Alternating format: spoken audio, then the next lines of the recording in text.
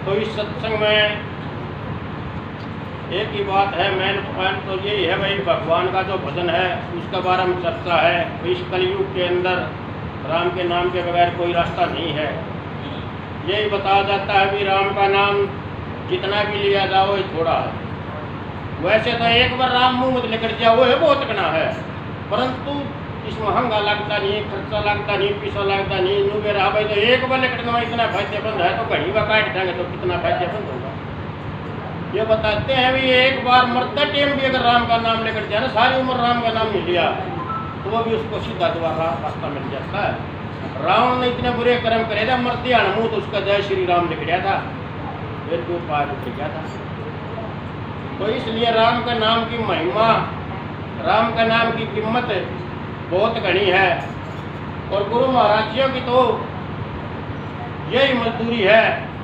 क्या चंद्र भान मेरी मजदूरी हरि भजन से हो पूरी।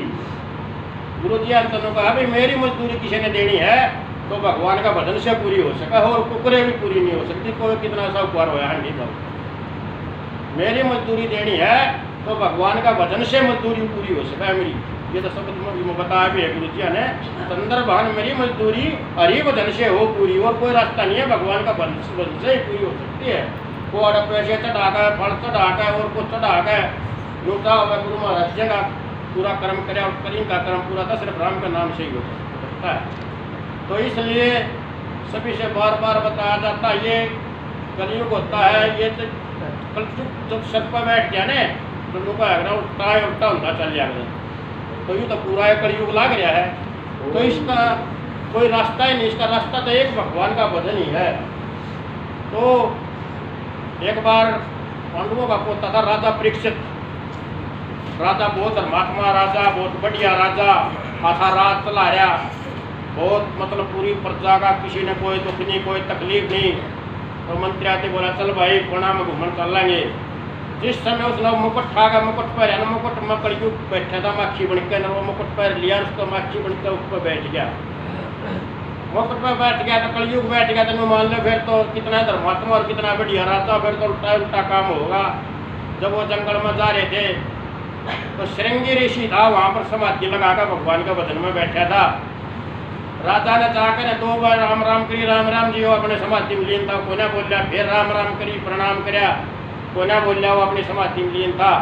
तो बैठा कलयुग उसका घमंड आ गया राजा का, भाई तू राजा, तेरा राज का महल में राजा बिना यू तेरे प्रणाम लेंदा नहीं, तेरी राम राम लेंदा नहीं, यू किसा केस होता हमें कल ही मान गया। कलयुग बैठा मरा और सरप पड़ा था, उसका गल में घाल दिया, खा के न टंडी गिला श्रृंगी ऋषि का, और अपना चला गया।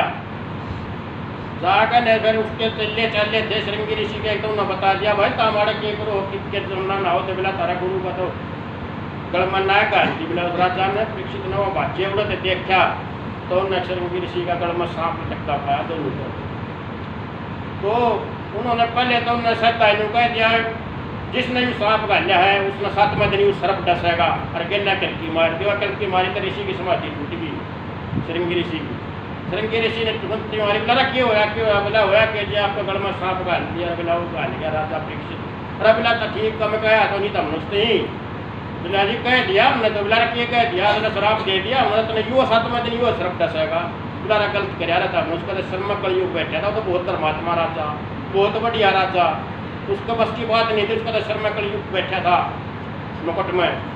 तो ये तो गलत कर दिया, शराब दे दिया, तो हमने बच लो वो तो गया गलत काम। फिर उसने बता दो भाई अपना को दफ्ता कर लेगा, नहीं तो सांप का काटेगी, मिट्टी तले दबेगी, हथियार से कटेगी, पानी में डूबेगी, गति नहीं है।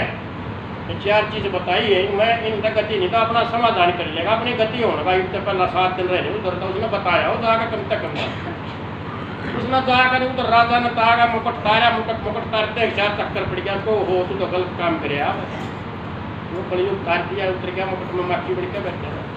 बोला इतना बढ़िया ऋषि था, राम के नाम ले रहा तू, उसका सांप गालिया गल में, बहुत गलत हुई, वो बहुत पछतावा लगा, इतना मोह चिल्ले जा लिए।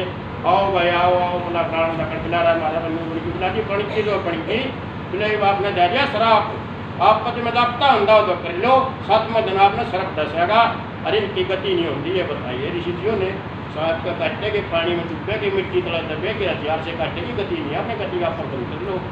शायद भरती भरती सारा राज्य में बात फैल गई तो मेला बचता के दाफ्ता और बड़े बड़े पंडित ज्ञानी बुलाए, सब 88,000 सब ऋषि बुलाए गए।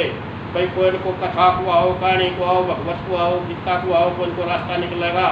तो मत एक ने बताया भाई सुखदेव स्वामी है, वो आगे कथा भगवत सुनावा है गंगा के किनारे, जब जाकर के उनकी में रास्ता निकल सके। तो उन्होंने नारद जी जाकर सुखदेव स्वामी को न्याय बुला गए, वह गंगा के ठारा तंबू ला दिए, दार ला दिए, भंडारे चालू कर दिए, गंगा के ठारा बैठ कर भगवत गीता सुनाने लग गया। सारे ऋषि सुनने लग गए। बोला भाष्य कैसे हो भाई, इतने ऋषि के ऊपर इकट्ठे हो रहे आगे पूछी उसने। बोला बल्ली बात होगी, राजा ने शराब मिल गया, 7 दिन शराब कटेगा, इसकी कोई गति नहीं है, तो इसलिए भगवत गीता करनी है। तो उसने भगवत गीता करी, सुनाई, पूरे 7 दिन हो गए। जब कथा सुनाई, खूब श्रोता बनकर सुनी, राजा ने खूब प्यार थे 7 दिन ध्यान से सुनी वह सारी कथा। सुनने के बाद जिस समय फूल ले वहाँ से जंगल में से फूला में सर्प आ गया, तो फूल चढ़ाने के लिए उस सर्प ना आके न डसा था 7वें दिन उस सर्प, तो उसकी गति होगी। तो श्रोता बन के सुना, उन्हें कथा को आई, उन्हें बेरा ला गया, तो उसका भी रास्ता निकल गया। तो महाराज जी बतावे हैं तो भाई तो वो श्रोता बन के यहाँ भी सत्संग हुआ है, कीर्तन हुआ है, कथा हुआ है, तो उन्हें तो सुनने वाला है ना, सुनने वाला वो भी महान बताया, सुनाने वाले से भी महान बताया। तो ध्यान से सुनना चाहिए और सुनोगे और फिर उस पर अमल भी करना चाहिए, तो उससे बेड़ा पार हो जाओगे।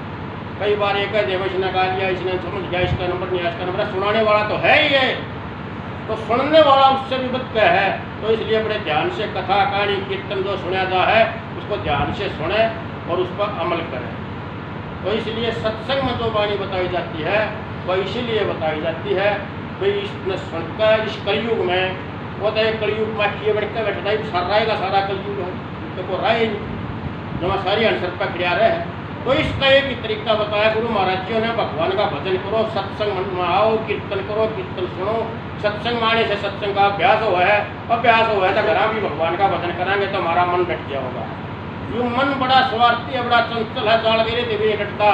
अगर हमने अपना मन डाट लिया, अपना मन डट सका सत्संग में कीर्तन में आने से, जिस दिन यू मन बेईमान है ज्ञान अपना, उसी दिन बेड़ा पार हो जाएगा। यू अपना का गलत काम करा हुआ है, गलत रास्ते की ओर बढ़ावा है, बार बार अपन यूँ लालच में मोह माया में डालने का गलत करा हुआ है। इसलिए इस मन को डांटने का भी एक तरीका है, वो भी सत्संग है।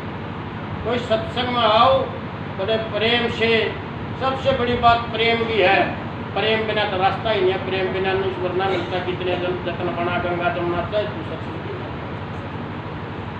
प्रेम करे तो ईश्वर मिल जा, हरी भजन में नहीं दे सुन बहना मेरी तेरी एक दिन हो जाती। सबसे पहली बात तो प्रेम कब होगा, जब हमारे अंदर से क्रोध ईर्ष्या द्वेष भावना निकाल देंगे। अगर ये हमारे अंदर रह जाएंगे ना, क्रोध ईर्ष्या द्वेष भावना, तो प्रेम नहीं होगा हमारे अंदर। सबसे पहले अपने भीतर से ये कट करना पड़ेंगे अपन। प्रेम रूपी है जो द्वेष है, ईर्ष्या है, जलन एक दूसरे की, और चुगली निंदा, किसी की चुगली करा, ये चीज निकाल देंगे तो हमारे अंदर प्रेम हो जाएगा। ऐसी वाणी बोलिए तो मन का कोई औरों को भी शीतल करे, आप भी शीतल हो। ऐसा मीठा बोला अगला ने, उसने भी ठंडा करे, आप भी ठंडा हो। जीव जाए जीव बताओ घोड़ा तो दादे जाए गदा बिठाए दो, जीव से भी पाप हुआ है। नहीं मेरा के कह जा जो कहा अगर मारेगा गा तो मिट जाए, बोल का गाना मिट जाए। इसलिए सोच समझ कर बोल रहा है, किसी ने ऐसी कड़वी बात नहीं बोल रहा, किसी का चुप जा और उसकी आत्मा का ठेस लाग जाए। आत्मा को परमात्मा आत्मा का ठेस लागी तो भगवान का ठेस लागी, भगवान का ठेस लागी तो अशेद बनेगी। इसलिए इन बातों का ध्यान रखे, किसी का भी द्वेष भावना करे, ईर्ष्या करे, तो सब मेरा है, वो आप अपने कर्म करने के आ रहे हैं। जब आप ये को हाँ भाई इसने मेरे से गाड़ दी तो मैं क्यों नहीं दूँ, वो तो अपना कर्म कर रहा है, तू तो अपना कर्म कर, तू बदला के लिए होते हैं। उसने गाड़ दी है, अपन ऊपर पेड़ के फलदार वृक्ष का डला मारेंगे, अपन वो डला घोड़ा मारेगा, अपन प्रेम में खाने में मीठे मीठे फल देगा। तो उसने गाड़ दी है तो उसको मीठा बोल लो आप, उसने अपना कर्म किया तो हम अपना कर्म करो। उस वृक्ष की बात हो जाओ, फलदार वृक्ष की बात आपका उसका डला मारा, रो खाने में मीठे फल देवा। हमने छाया देवा फ्री में, तो मैं पीछा नहीं लेना, उसका थोड़ा सो आराम करा, फ्री में छाया देवा, खाने में मीठे फल देवा, उस वृक्ष की बात हो जाओ ठंडा। ये तो इंसान है, वृक्ष भी बहुत अच्छा इंसान से तो तो किसी का बुरा नहीं करे, भला नहीं कराया था तो किसी का बुरा भी नहीं करना चाहिए।